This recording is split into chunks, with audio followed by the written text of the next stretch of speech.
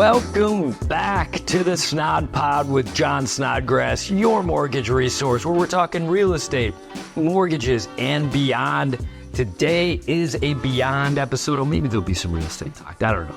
I've got Mike White and Ken DeBuche of Secchi here, and they, from what I understand, are trying to help leaders be better leaders and reduce turnover. So you started Secchi 2 years ago, and just tell me a little bit about it and how you came to start it.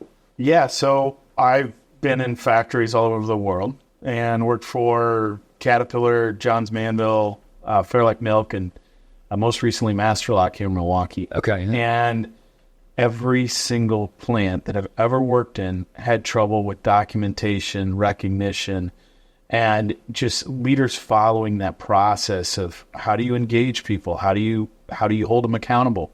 So I finally, in 2022, we had to pay some back pay to some employees that we had bad documentation. I go, I know how to fix this. 15 years ago, I had worked in an Access database, and we used that Access database to terminate some bad folks. Okay. The plant did awesome. Yeah.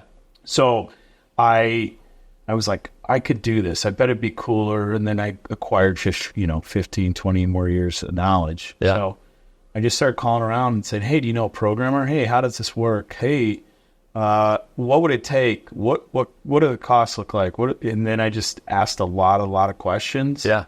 And lo and behold, in March of 2022, I put in my resignation and lost all my long-term equities, bonuses, and risked it all. Became an entrepreneur. I love it. So you had mentioned you had some sort of a similar program at one of your previous jobs.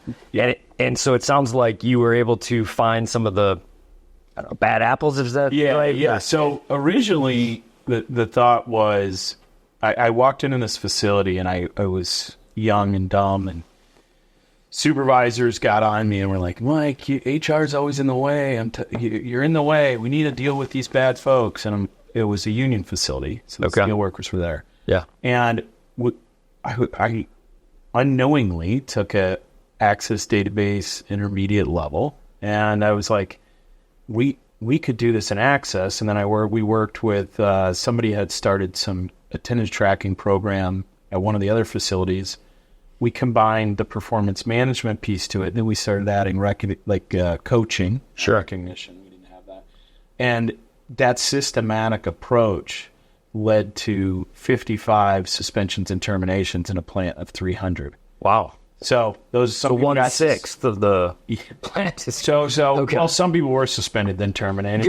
But overall there were 55. I know that because it was on my resume for so many years. Okay. So but what happened there is I had a paradigm shift in my head of, you're affecting people's livelihood when you hold them accountable, and it's really hard to do. And I can't imagine doing it. And but then you start thinking about it, and you watch the Packers, I assume. Of course, yeah. I'm a Bears. It's okay. Still like you. Yeah.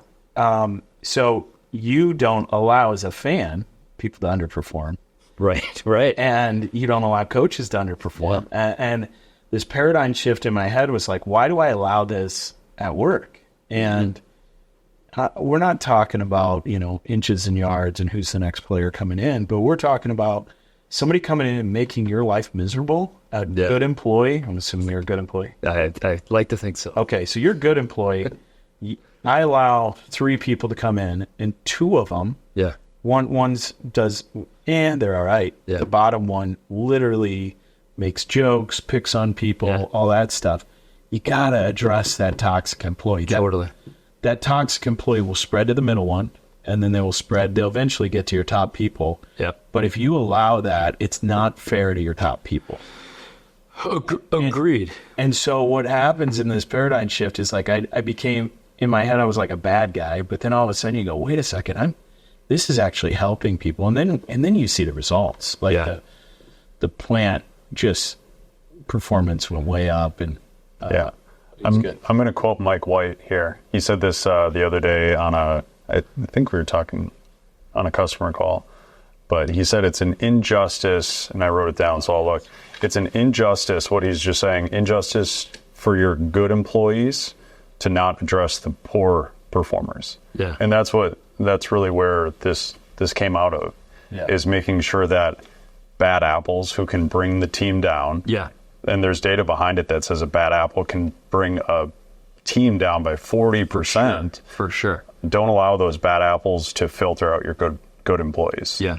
And that's really the premise. Anecdotally, I've just been in the workforce 20 some years, and obviously high school and stuff. But yeah, definitely anecdotally, certainly there are certain people that drain you, and I would just try not to have any, connection with them, and just to stay focused, to take you off task.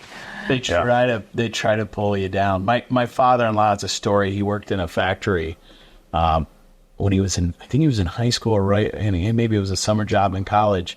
And the guys were union plan, but the guys were going, "Hey, you need to slow down.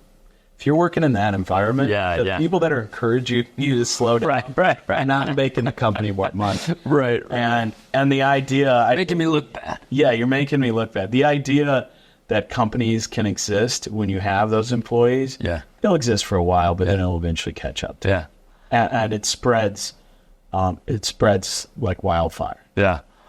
The flip side of that, though, is what the software. That was way back when Access database. It was very rudimentary. Well, guess what? 20 years later, I can make a pretty darn good program that does a lot of cool stuff. Now, we do the injustice part. It's really I can feel myself get angry when I think about how we, for some reason, in the frontline workforce, we allow this on a regular basis. Yes, and then you got to go. Okay, let's say there's 1 or 2 out of 100 that are those toxic employees. Mm-hmm. But what about the middle guys? What about the people that show up every single day? And this is, I'm generalizing manufacturing, but typically you have people that love routine in manufacturing. Sure. Because you're coming in, you're doing a similar job. You're more of you're motivated by mastery, getting into the details. Yeah.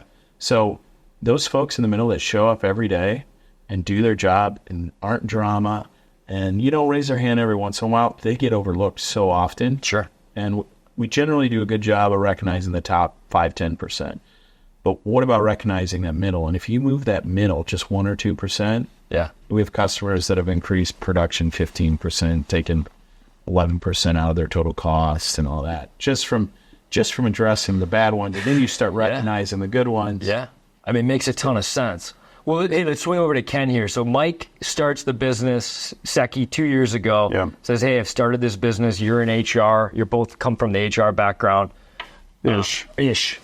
And so he comes here and says, hey, I've got this business. I am trying to help businesses cut turnover, make leaders be better leaders, recognize those on the front line to help production get better. You get that call, or maybe there's probably a lot of calls.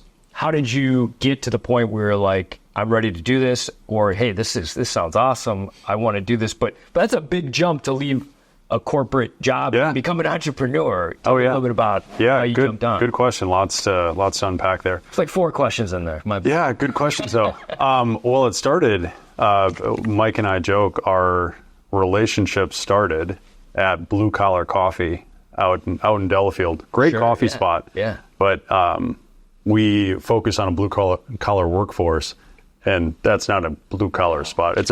It's a very nice coffee shop, not blue collar though. Yeah. I explained to Ken that the coffee here would not be drank on the production floor. Yeah. We have the full jersey. Yeah. Yeah. It's the pot, usually burnt.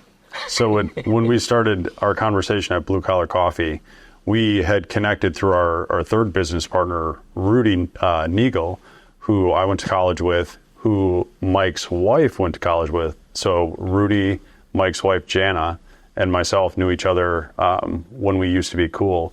I was playing football at Wisconsin, and they were a part of the athletic department.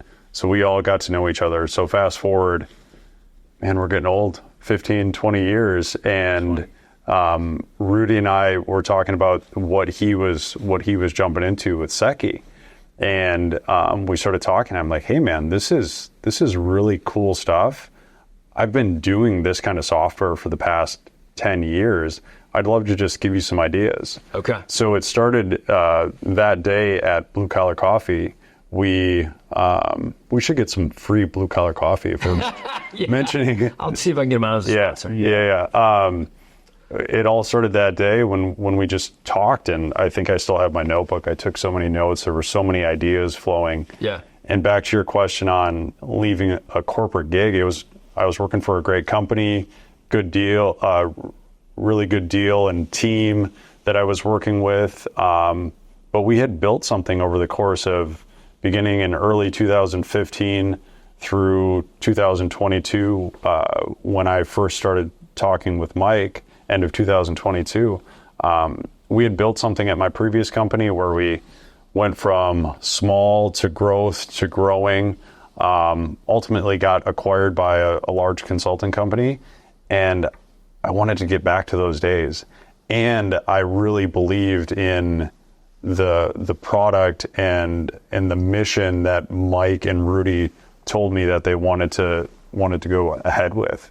So it wasn't an easy decision, but it was the right one for sure. And we're doing a lot of cool stuff that we get to take from our notes and put it directly in the software, and then it impacts people on the front lines in a matter of a week. Yeah. And that's pretty impactful for me. That's great. I mean, I just, I talked to a lot of entrepreneurs and, want to take the show that way. And some of the episodes where I've talked to some where they've sold the business and they're just and they made a lot of money or whatever, but they miss that ground zero and just building, hey, let's get the building. I mean, so I'm assuming, was that like an allure to you to like build something from the ground up? Yeah, absolutely.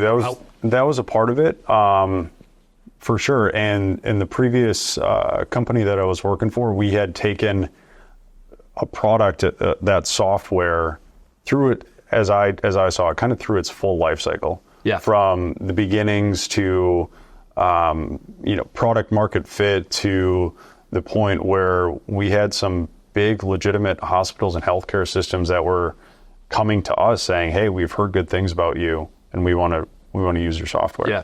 And then beyond that, where we were starting to win awards, and I saw it as, I guess, kind of the close of that story for me to be a part of it. And it was a great time for me to come and join something. Yeah. Time is everything. Yeah. So from my side, yeah, and I didn't ask this, but I'm going to answer. Yeah, I love it. From my side, I'm like, I'm going to meet, Rudy wants me to meet this guy, Ken. I'm like, Jana, you know Ken? And she says, yeah, he's the guy with the hot tub in his backyard in college. I was like, well, I won't dig too deep, but the Rudy and Ken had a hot tub that they shared with a bunch of guys and other people, I'm sure. But so like I remember this story from my wife, and then when we went to have the coffee, it was like, I know what I need to work on or what I'm not good at, and I'm not good at sales. Got to stop saying that. I've been doing it long enough. But he's pretty good at sales. I'm all right. I believe, yeah, I'm all right. But the thing was like setting up the systems and all that. Like Ken brings, and being part of a startup and knowing uncertainty as an entrepreneur, it is crazy. I wake up some days thinking I'm the dumbest guy in the room, and other days I'm like I'm a genius. So Ken's a good like, hey, we're gonna go up and to the right. And it's wild how many similarities, whether it's in nursing or it's in production floor, distribution center, a grocery store. It's the same problem on the front lines. It's the same issue. And Ken reinforced that message with me. He's like, yeah, this is with nurses too. It's like, oh man, I hadn't even thought about healthcare. What does that look like? Well, I think it's applicable to any business. I know that this is where you guys are starting, but I even think back to when I worked for a company. I had a boss or mentor, we'll call him, John Vels, and he, so in my business, like every now and then I get somebody that, hey, we got to close a deal in 12 days, and it's like, wow, that a lot of things got to align, right? And so I talked to the borrower or buyer, say, hey, I need all your paperwork to me by the end of the day. Talk to the real estate agent, hey, I'm having the appraiser call you. I need them in tomorrow. Yeah. And then we got to get this in underwriting. So, you know, when I got a deal done like that, John would just pull me aside and be like, hey, that was awesome. I just want to say thank you. Mm-hmm. And that was really impressive. And as a young, you know, late 20s, mid 20s guy, I mean, I was ready to run through a wall with him or for him and still am today. Yes. And he hasn't been, you know, he retired 10 years ago, but still kind of check, you know, calls, hey, how are you doing? We don't talk business, but just, you know. Yeah.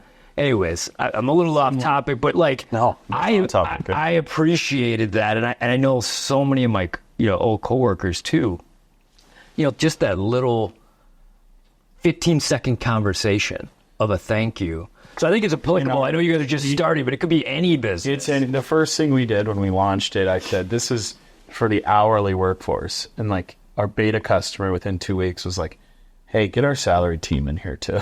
And I'm like, okay, yeah, we can do whatever, we can adjust. So it's evolved a lot just from customer feedback. Yeah. But the thing I wanted to mention was, so I don't know if this was the first conversation, probably wasn't the first conversation, but when I got Ken to go, hey, I want to be a part of this, I was like, oh, this is awesome, you know? And then you start talking dollars and then all that. And I called him. I remember I was on 76 right by the mall, headed home. And I said, Ken, are you sure? Like, don't. I'm like, this might not work. Yeah. I don't know what it was like on your end, but Yeah. it's like, oh man, I do not want to. He's making really good money, and we're in startup phase. Yeah. And I know how hard it was for me for the last 6 months prior to that. Yeah. And so I was like, hey, are you ready for this? And Yeah. it's like, no, I want to go back to those days where I was broke. It makes me think of, if you guys, Raiders of the Lost Ark, Indiana Jones, where Indy's he's been told to, cross this bridge that he can't see. He's got to take that leap of faith. Mm-hmm. So Ken, you took the leap of faith. You took the leap of faith, and congrats, guys. Yeah. Last point on that topic, I got to share this because it's a great story. I've shared it with Mike, but you know, when you make a big decision like this, you share it with your family and talk through it. So we were, my parents were visiting, and I'm like, Mom, Dad, I want to let you know what I'm doing. And of course, so tell them about the whole deal. And my mom's response was, well, good luck with that. I love so it. I love thanks, Mom. Confidence builder. Yeah. All right, let's jump into, tell me a little bit about when you were trying to get a company to use you guys in your software. You go into them, what do you pitch to them? And what size company is kind of your target market? So kind of two-part question there. Ideal company size, and I'll step back to the point that you and Mike were just talking on, is this is applicable everywhere. So it's not just manufacturing. It's not just retail food. It's anywhere where people are leading other people, and especially at scale. So when you have a small business, when it's 50 or less, even in some cases 100 or less, you can remember, leaders can remember all of the employees' names, who's going on vacation, who's got kids, who's doing what in their lives. Once you get to 150 employees or above, that's really where something like what we do, and we're calling it employee relationship management or leader relationship management, to manage those relationships from leader to frontline employee. Once you get above 150 people, that really starts to be difficult without a tool like we have. So whether it's manufacturing, logistics, retail food, healthcare, people are people across the board. So we're really able to work with all of those types of businesses.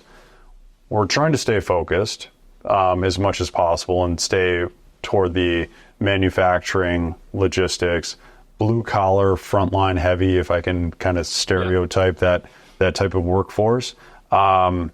That's our wheelhouse, and that's what we're built for, and that's what Mike in his HR leadership over the course of the last 20 years knows and really built the tool for. Okay. Yeah. And I was listening to you on another podcast, and you were talking. It was Joe Rogan? Yeah. Were you on Rogan? I think it was Joe Rogan. My man, bro. Okay. All right. And you were giving an example of one of the clients you work with where the company had lost a couple pallets, which was worth a chunk of money, and there was a guy down in Texas at the plant who found it and saved got it to where it needed to go, and company still made money. Yeah. And you said, I talked to the leader over there. I said, hey, next time you're down, because he wasn't in Texas, I think. Right. You took it from there. You were like, so what the software does is like it gives you a level of visibility that as an HR professional I always wanted. Some HR people don't want that visibility, but I wanted it. Is how are the leaders connecting with their employees? So how are you connecting about attendance? How are you coaching? How are you recognizing? How are you addressing performance issues with corrective actions or warnings? So they were one of our beta customers, or they're great customer. It's Busky Logistics, third-party logistics that moves cans. For basically, if you drank a beer at the Super Bowl, they moved the can that got filled up. Okay. And I'm sitting with Nick, the CEO, and actually Ken and I were both there. And I said, hey, do you know this guy down in Texas? And I'll make up his name. I'll say his name's John. John, I said, John, he actually did, because he's the type of leader that goes in the break room and meets everybody. Yeah. He has 600, 700 employees. He knew this guy's name. Yeah. And I'm watching to see how the leaders are using the software. So this is early on. So I'm really in touch with every single connection. And I see this guy found the pallet that had been lost systematically, which happens in manufacturing all the time. Like somebody didn't scan something right. So he finds it, which the normal behavior is, I'm not messing with that. They'll find another shift and it sits over, or they move it to a corner or whatever. Okay. That's the normal behavior. Sure. What this guy did, though, is he found the systematically lost pallets, got with the IT group, got with the procurement group, got it shipped out to the customer. And I could see the recognition from his supervisor that said, man, you did a great job, John. You found this. It's called pinpoint recognition. He pinpointed all the right stuff that he did. Yeah. And then I look through this guy's profile, and I'm like, oh, I can see he's been recognized by everybody who has access. Every leader in the facility had recognized him. Yeah. The recognition was really meaningful, which is not like, I'm sure it was. hey, good job. There's a difference between good job, and there's a difference between good job, John. You closed on that deal in 12 days. I know it took a lot of coordination. I knew your commitment on this. It was awesome. Thank you. That's different than way to go. Attaboy. Right. Exactly. So this guy had a bunch of really good ones. And I'm like, next time you're down in Texas, shake this guy's hand.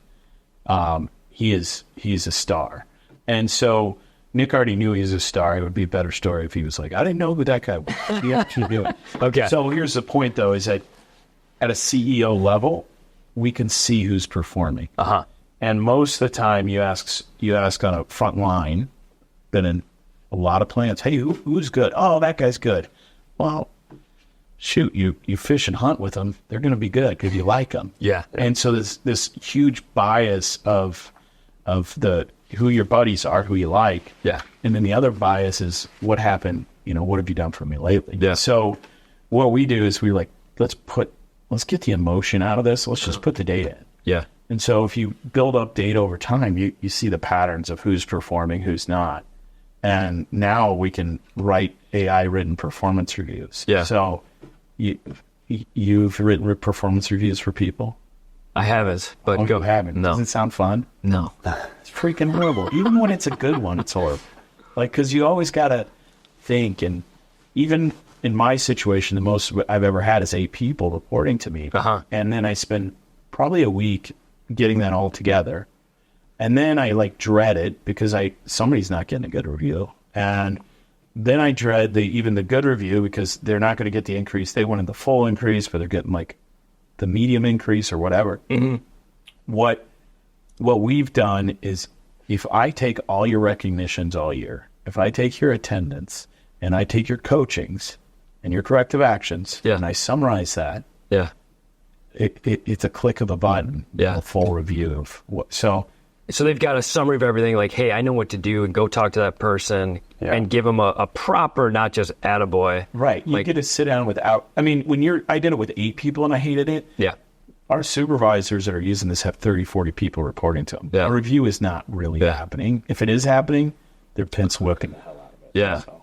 One thing, just bringing this up, I've been in sales my whole career. And like, I just remember sometimes, you have like a sales team goal.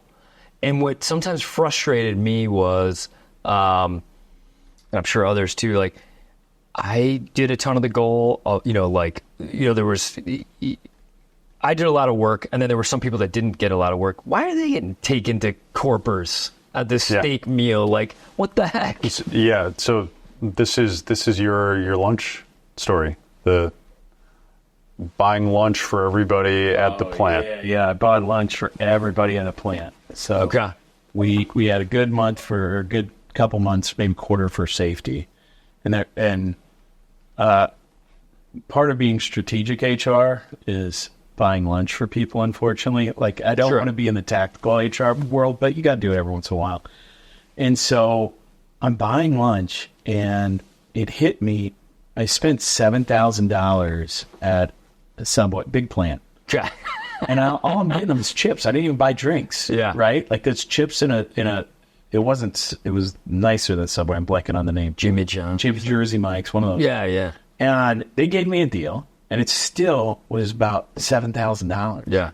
And I'm going, this doesn't matter, because 80% are like, oh, this is cool for the day. And then 20% are mad because I didn't have barbecue chips. I only got original flavor. And so you go through this. I'm like, that is a huge investment. Yeah. You could have used it a different way. You could have used it a different way. Yeah. What if the meaningful recognition is the one-on-one basis? Or a couple, or So you're lucky enough that you can even see your impact in sales to know your exact percentage of that team goal. In a production world, there's no real way to see that. Okay. I would say generally people think they're the main reason that the goal is hit. Yeah. Everybody thinks that. Sure. I think that. And so what do you reward on? How do you reward individually? And so we actually built a piece in our product, a feature in our product. We've gamified attendance. So back to the Bears Packers is when it doesn't go into overtime that much, but let's pretend like let's go to the Pretend that it's competitive. let's pretend it's competitive. Yeah. All right, we can go back to. I actually remember this. Go back to 1985 or before. Yeah, the Patriots Atlanta game.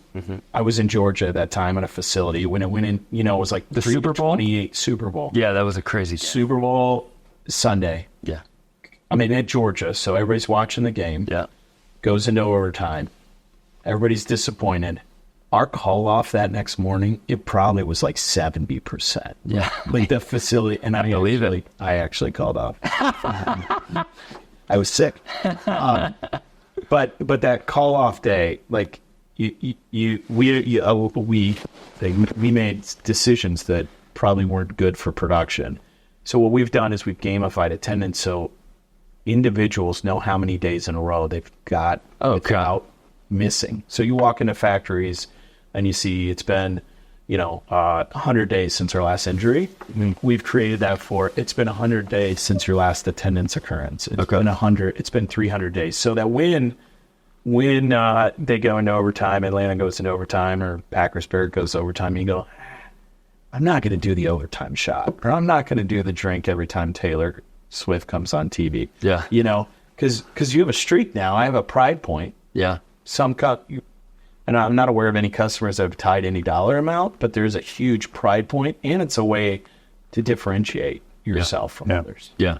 So no. Back to your question, which the question I heard you ask was, when you're a top performer and everybody is getting recognized for something, it's a detractor for you. Yeah, I kind of walk away from the event of like, kind of turned me off a little bit. So back to the lunch with the chips. Yeah. The high performers, they get the same thing as the bad apples. Yeah. So really, what we do is, if I can break it down very simplistically, is we have the carrots and the sticks. So the carrots are the recognition, and the sticks are the accountability that we provide within the software. A lot of what we've talked about today has been focused on make it easier to fire the bad apples. What it turns out that resonates with our customers, it actually resonates with all our marketing materials and social media and however we're getting the word out. It's the positive. It's how are you recognizing the good things that people are doing? How are you making it easier for leaders to be good leaders to their best people? Yeah. And that kind of works itself out on the bad employee side, because if you're recognizing, if you're providing what we call turn-by-turn leadership direction in the positive, then the bad apples either get managed up or managed out. I was just going to say that. Like, I would think that, that automatically, almost like unsaid, you're gonna figure out of the bad apples. Let's just say, 5 out of 10, or maybe that's not a good number, but 2.5, 3 get managed up by them, almost by themselves, because they want to be recognized. Yeah. The steady Eddie folks, like in the middle, it's surprisingly how good they are. Yeah. Like, you need the people that are going to be creative. I had a boss tell me, you want somebody that's lazy enough to be innovative. and I was like, what does that mean? And it's like, if you're just a little bit lazy, then you're going to find new ways to do stuff. But if you have zero lazy in you, you're just going to do what you're told and just do it over and over and over again. So that was his point of like, hey, if those top 10% are guys that work hard, or guys or gals that work hard, find new ways to do stuff. And then there's that middle boat that just show up every day. Yeah. And that's the backbone of the organization. And being able to not miss out on those people. Yeah. And be prompted to go, I need to talk to Jody. I haven't talked to her in 2 months. I need to sit down and have a conversation. Yeah. When you're managing 50 people and you got a problem every day that you're trying to fix, you lose track. You just do. Yeah. So I just want to sum up this episode, and then I want to go on to do another one of just like, hey, how do you start a business? I'm assuming you got to raise some money. That interests me. But to kind of sum up, it sounds like software is helping you, retain people, recognize people, and helping the leadership as well, because I'm sure the leaders got a lot going on, and this is helping them, like you had mentioned, kind of summarize the good things that employees are doing, and that gives them, okay, this is great. All right, I got to take some time and go recognize them instead of them. You kind of do it, helping them do their job. Is that? Yes. So think about it like this company was created, it's off the purpose of let great workers do great work. I love that. And I've been in HR, and I've been a pain to so many supervisors. And if any of them listening, they'll probably like this episode. But it's like, hey, you got to put this in order. You got to make it look good. You got to do this. And I constantly thought a computer should be doing this. A computer should be doing this. And the process that are like, we're very clear. We're not an HRIS system. So there's Workday, EDP, those big systems out there, UKG. We're a bolt-on to that. We're the user. That's the source of truth. We're the user interface for those programs, because the reality is your supervisors don't want to sign in and do 10 clicks and then write it and be a creator. Right. And it's just too hard to do. We bolt onto that and make it so easy you can't mess it up. Make it your efficiency. Yeah. And so the supervisor gets more time on the floor. The employees get recognized more. The bad apples get held accountable. Yep. And then the question for me is like, what happens when you get all of this in line on the front lines? Your everything goes up. Magic happens, I'm sure. Magic. We've cut turnover in half at several locations. We've also cut lates in half at locations. We've cut and you start doing this stuff, we're never going to get credit for all the green that they get on their scorecard. Sure. But I'll tell you right now, if you focus on that front line, that's where the most of the investment is. It's where 70% of your labor costs are. If you focus on that, you tune that in. Yep. It makes money. Do the simple things, recognize people when they should be recognized, and it goes a long way. And you're going to see production and revenue go up. Absolutely. Makes a lot of sense. Well, let's wrap this one up, guys. Mike White, Ken DeBuche, thanks for coming in. Let's do a handshake, and then we'll come back John. and do one more. This has been the Snod Pod with John Snodgrass, your mortgage resource. We're talking mortgages, real estate, efficiency, recognition, getting leaders to do a better job. Thanks for listening.